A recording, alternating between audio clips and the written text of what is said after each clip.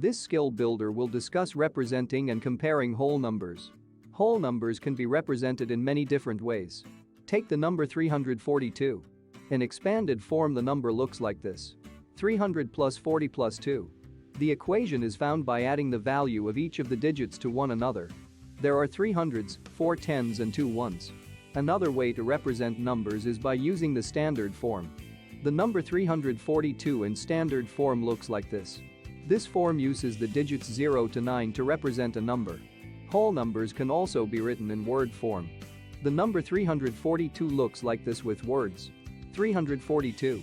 Numbers can also be represented using base 10 blocks.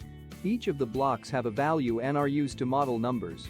342 has 3 hundreds or 3 flats, 4 longs, because there are 4 tens and 2 cubes, because 2 is represented in the ones place.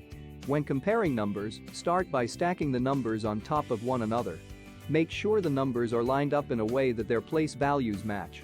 For example, when comparing the numbers 329 and 789, the 3 and 7 will be stacked on one another because they are both in the hundreds place.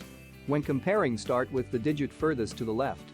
With this example, we are comparing 7 and 3. 7 is larger. This means 329 is less than 789. When using comparison symbols, I like to think of it as a hungry mouth.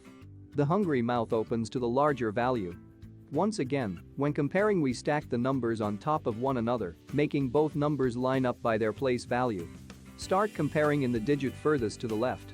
Both digits in the hundreds place in this example are 4. So I move to the tens place and compare their values. 3 is larger than 2. Therefore, 435 is larger than 421. The expression will look like this: 435 is greater than 421. There are so many ways to represent whole numbers and a few strategies on how to compare numbers. Thanks for joining us today.